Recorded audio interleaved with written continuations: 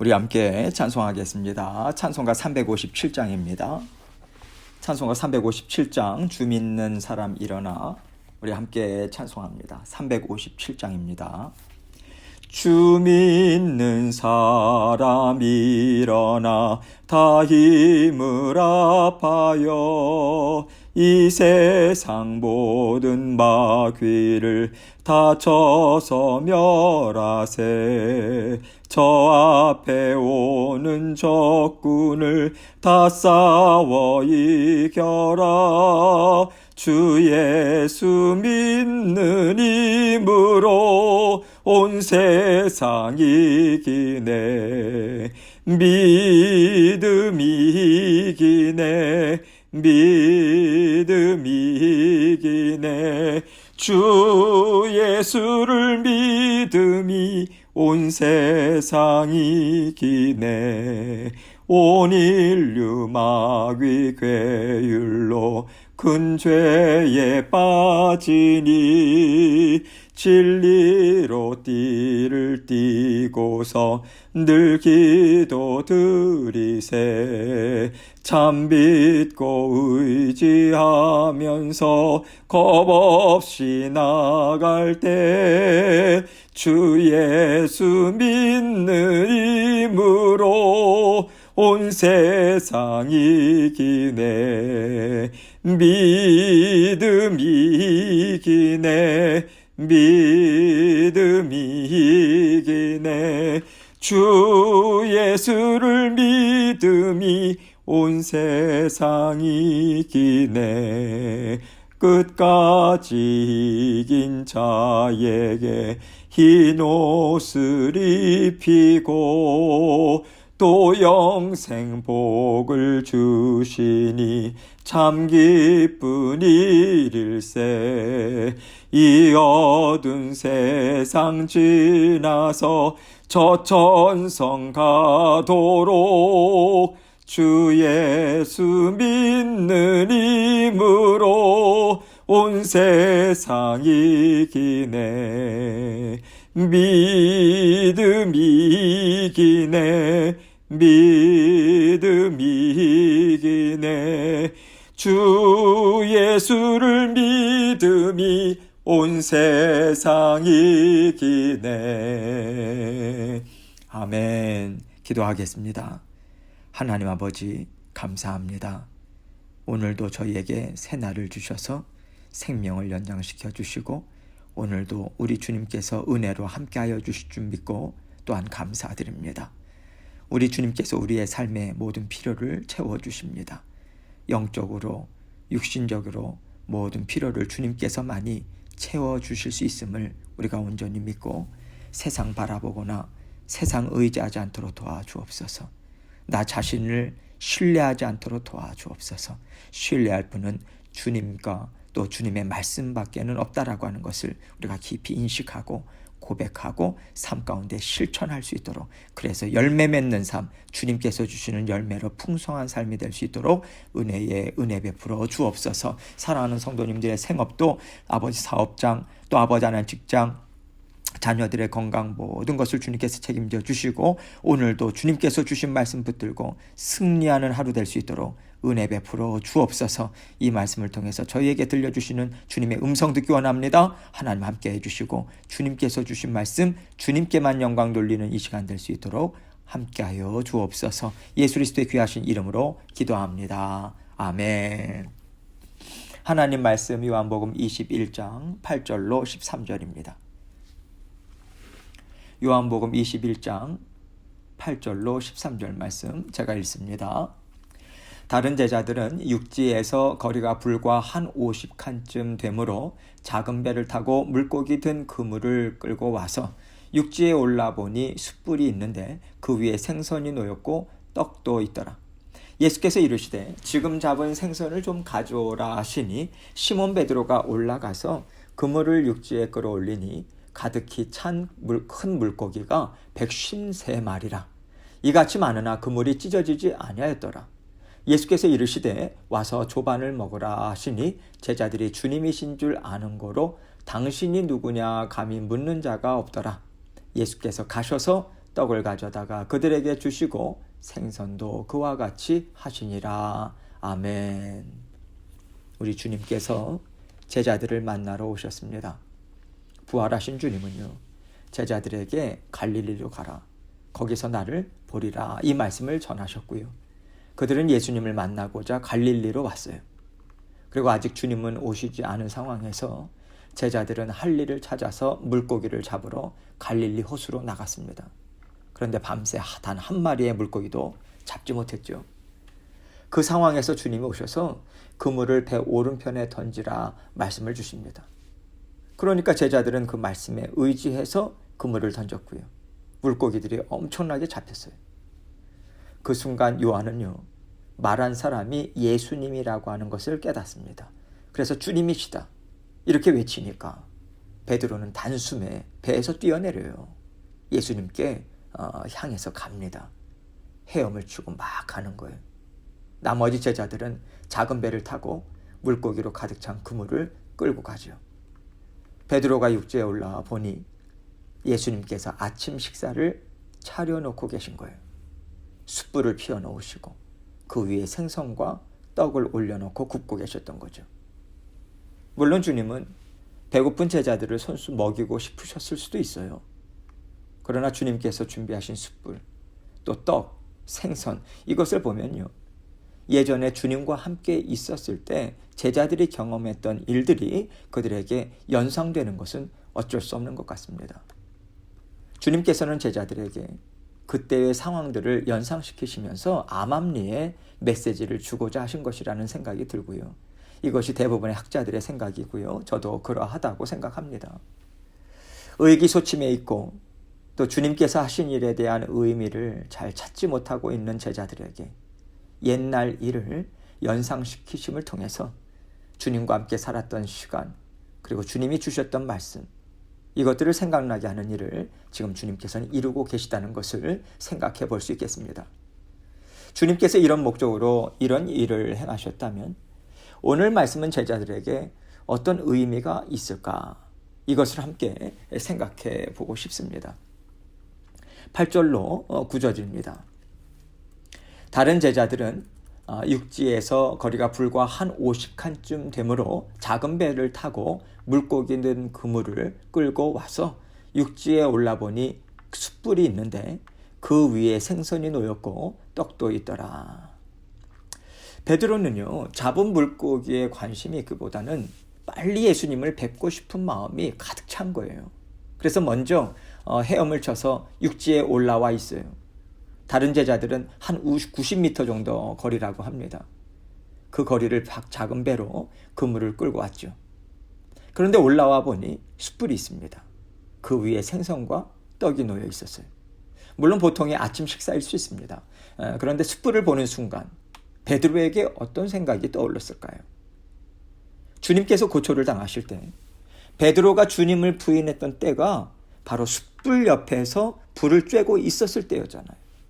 그때도 좀 어두웠던 상황이고 지금도 새벽녘이었고, 이와 비슷한 상황에서 지금 주님과 마주보고 있었던 베드로는요, 죄송한 마음에 어디에라도 숨고 싶은 심정이었을 것입니다.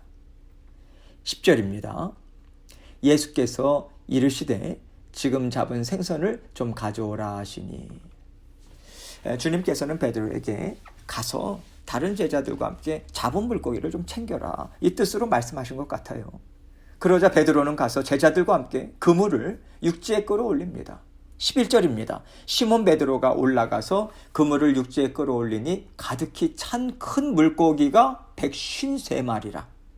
이같이 많으나 그물이 찢어지지 아니하였더라. 육지에 끌어올리고 보니까 그물에 가득 찬 물고기들이요, 다 큰 물고기들이었던 거예요. 값도 제법 나갔을 테죠. 무려 그 숫자가 153마리나 되었던 것입니다. 여기서 요한은 그물이 찢어지지 아니하였더라, 이 말을 덧붙이고 있는데, 이 정도 물고기들의 크기, 그리고 이 정도의 숫자라면 그물이 찢어질 만도 할 텐데 찢어졌어야 하는데 희한하게 찢어지지 않았다, 이 뜻으로 말하는 것이라고 저는 생각합니다. 12절로 13절입니다. 예수께서 이르시되 와서 조반을 먹으라 하시니 제자들이 주님이신 줄 아는 거로 당신이 누구냐 감히 묻는 자가 없더라. 예수께서 가셔서 떡을 가져다가 그들에게 주시고 생선도 그와 같이 하시니라. 지금 주님께서는 특별한 말씀을 하지 않고 계세요. 그저 와서 아침 먹어라, 이 말씀하시고요. 제자들의 발을 묵묵히 씻어주셨던 것처럼 제자들에게 지금 먹을 것들을 챙겨주세요. 주님께서 수모와 고초를 당하실 때 주님을 혼자 두고 다 뿔뿔이 도망친 제자들로서는요, 씻을 수 없는 죄송함이 그들 심령 가운데 있을 수밖에 없는 거예요. 주님은 그것을 잘 알고 계시죠. 그러나 괜찮다 하시는 마음으로 지금 그 제자들을 챙겨주고 계신 거예요. 이것이 부모님과 같은 마음이 아닐까요? 부모님께 불효하고 자주 찾아뵙지도 못하고 밥 한번 차려 드린 적이 없는데 자녀들이 돌아왔을 때 부모님은 묵묵히 따뜻한 밥 지어주십니다. 고단함을 풀도록 따뜻한 자리도 양보해 주시죠. 이것이 자녀들을 향한 변함없는 부모님의 사랑 아니겠어요? 이 같은 사랑을 지금 주님은 제자들에게 베풀어 주고 계시는 거예요. 그리고 나중에 제자들은요, 피곤하고 지치고 세상에서 이리저리 부딪히고 또 부딪혀서 몸도 마음도 쉴 곳이 없다, 이런 생각이 들 때마다 주님께서 차려주신 이 아침상을 생각하지 않을까 싶습니다. 주님은 나를 이렇게 맞아주셨지, 주님은 나를 언제나 이렇게 사랑해 주셨지, 이 생각으로 이어지면서 진정 제자들은요, 고달픈 인생길에서 부활하신 주님이 지금 나와 함께 하시지라는 생각으로 그들의 영과 마음이 참 안식을 누릴 수 있었을 거라는 생각이 듭니다. 우리도 지금 주님과 함께 살아요. 그러나 우리 인생은 여전히 고달파요. 감당해야 될 일이 참 많고 해야 할 일도 많죠. 우리 마음은 아직도 쓰리고 아파요. 그럴 때 주님 앞에 나가서 우리가 누리게 되는 것이 무엇입니까? 그래도 주님이 나를 사랑하신다, 이것 아니겠어요? 그래서 지금 내가 주님의 자녀로서 합당한 삶을 살지 못하고 세상에서 허덕이면서 살아도 주님 앞에 나가서 우리의 모든 고단함을 올려드리고요, 도우심을 우리가 주님 앞에 구할 때 우리를 위해서 죽으시고 부활하신 주님의 십자가, 주님의 그 빈 무덤 앞에서 우리가 위로를 받고요, 참 힘을 얻고요, 세상에서 살아갈 힘을 얻는 것 아니겠습니까?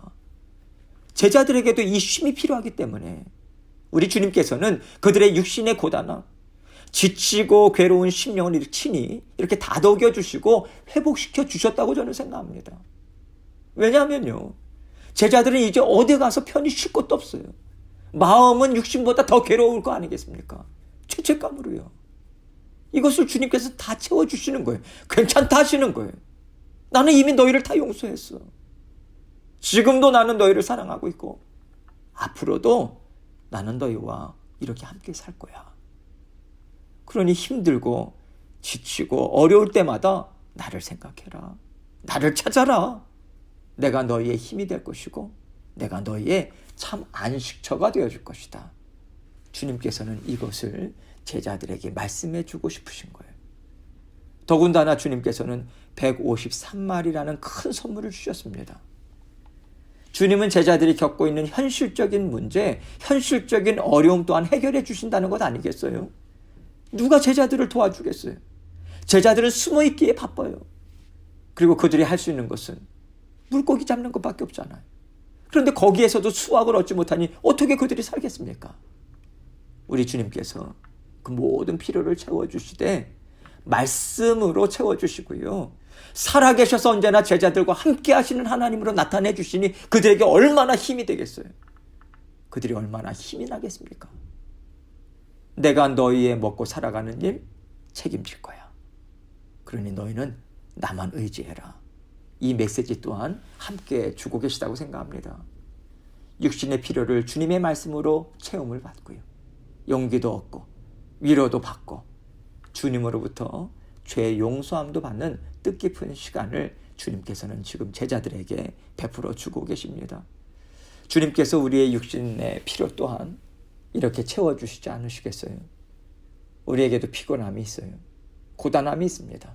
아무리 열심히 하고 최선을 다해도 열매가 없는 것은 어쩔 수 없어요. 우리 스스로 해결할 수 있는 문제가 아닙니다. 우리 주님께서 주셔야지만 우리는 열매를 얻을 수 있어요. 하나님께서 말씀을 주셔서 우리에게 그 복이 부어져야지만, 주님께서 말씀하신 대로 이루어 주시는 주님의 그 은혜가 우리에게 있어야지만 우리는 수확을 얻을 수 있어요. 우리는 그런 존재예요. 그런데 자꾸만 우리가 내 수고로 무언가를 얻으려고 해요. 그럴 때마다 하나님께서 우리에게 하시는 일이 있습니다. 너가 할 수 있는 대로 한번 다 해봐라. 너의 지혜, 너의 능력, 너의 열심, 갖고 있는 거 다 동원해서 한번 해봐. 얻을 것이 없을 거야. 여러분, 하나님께서는요, 우리에게 이런 경험을 반드시 하게 하십니다. 하나님의 은혜예요. 그래야 우리가 하나님의 말씀만 쫓습니다. 그래야 우리가 하나님이 주시는 복만 의지해요. 그렇지 않고서는 계속해서 우리는요, 내 힘을 의지해요. 내 능력만을 의지해요. 신뢰해요. 계속해서 그것만 의지하며 나아갈 수밖에 없는 것이 우리의 죄성이거든요. 제자들에게도 우리 주님께서는 그 시간을 주셨다고 생각해요. 얘들아, 마음과 영의 쉼과 평안뿐만 아니라 육신의 필요 다 내가 주는 것이다. 다른 것 찾지 마. 다른 것 의지하지 마. 성령 하나님만 의지하고 성령의 충만하심만 기대하라. 이것을 선물로 주시는 거예요. 나중에 제자들은요, 그 의미를 알겠죠. 성령을 통해서 주님께서 함께 하심을 믿는 믿음으로 그들은 주님만을 의지하고 그 어떠한 것도 의지하지 않고자 하는 그 마음을 다잡으면서 나아가지 않겠습니까? 그럴 때 제자들은요, 제자의 직분을 감당하는 것, 하나님의 자녀들로 살아가게 하는 것, 오직 주님밖에 없다. 성령을 믿고 의지하는 믿음밖에 없다라고 하는 것 확실하게 붙잡고 살아가게 될 것입니다. 또한 제자들뿐만 아니라 사자밥이 되면서까지 주님을 부인하지 않는 자녀들에게도 같은 은혜를 주시는 것이죠. 먹고 사는 것으로 인해서 물러서지 않아요. 그들은 죽음도 불사합니다. 주님께서 함께 하시니까요. 주님께서 인도하신 자리라면 감당하겠습니다. 이것을 삶 가운데 그들은 살아냅니다. 실천해요. 여러분, 이들이 삶으로 실천하고 살아냈다라고 하는 거, 오늘을 살아가는 우리에게 얼마나 큰 힘이 됩니까? 얼마나 확실한 믿음의 길을 보여주고 있어요. 주님께서는 그들에게요, 그들 자신도 살고 훗날에 있을 영적 자손들도 그들을 통해서 갈 길이 무엇인가를 밝히 깨달아 알 수 있도록 길을 허락해 주신 것입니다. 또 그 당시에 그런 제자들을 보는 세상 사람들 또한 놀라지 않았겠어요. 믿음의 사람들은 정말 다르구나. 무엇이 그들을 저렇게 만들 수 있을까? 이것이 또한 복음이 확장될 수 있는 귀한 역할을 하지 않았겠습니까? 주님께서는 믿음을 통해서 하나님의 나라를 세우시고 믿음을 통해서 이 세상에서 살아가도록 자녀들을 인도해 주고 계세요. 하나님께서는 영과 육의 주인이시지 영만 다스리시고 영의 삶만 관여하시는 분이 아니십니다. 그러나 가장 중심은 믿음이에요. 영이 살고 영이 주님의 말씀을 믿는 믿음으로 확고해졌을 때 육신의 삶에도 하나님이 부어주시는 복이 있습니다. 보여주시는 은혜가 있어요. 우리는 이것을 생각해야 돼요. 그런데 이것이 거꾸로 돼서 어떻게 하면 육신적으로 잘 살 수 있을까? 그렇게 생각하고 자꾸 하나님의 말씀을 끌어당겨요. 나에게 유리하도록 끌어당겨요. 내 생각에 맞추도록 당겨요. 그러면 하나님의 말씀도 세상의 것이 돼버리고 마는 거예요. 그 영과 육이 다 망할 수밖에 없다는 것을 우리는 분명히 깨달아 알아야 합니다. 우리 주님은 우리에게 참 쉼을 주시는 분이세요. 주님께서 주시는 쉼을 진정 기뻐하고 즐거워하게 하기 위해서 제자들에게도 고단한 시간을 주님께서 허락해 주셨다고 저는 생각합니다. 우리에게 고단한 시간이 있습니까? 주님께서 참 안식을 누리게 하시려는 목적이 있구나. 이것을 믿으시고 주님께서 주시는 참 쉼과 회복 그리고 진정한 복을 날마다 받아 누리시는 저와 여러분이 되시길 주님의 이름으로 축원합니다. 오늘도 주님께서 주신 말씀 기억하고요. 우리 주님의 말씀, 하나님의 말씀만 붙잡고 나갈 때 우리 자기 자신을 자꾸만 의지하려고 하는 것, 내가 갖고 있는 것, 내 지혜, 내 생각, 내 아집, 이러한 것들 다 내려놓고 주님만이 오르십니다. 주님만 따라가기 원합니다. 이 고백으로 먼저 주님 앞에 올려드리고, 아직까지도 우리가 주님 앞에 내려놓지 못한 부분들이 있다면 주님 앞에 온전히 용서함을 빌고요. 또 회개하는 마음으로 먼저 나아가시기 원합니다. 가족들과 또 우리의 모든 필요, 기도 제목들을 주님께 아뢰면서 기도하며 나아가도록 하겠습니다. 기도하시겠습니다.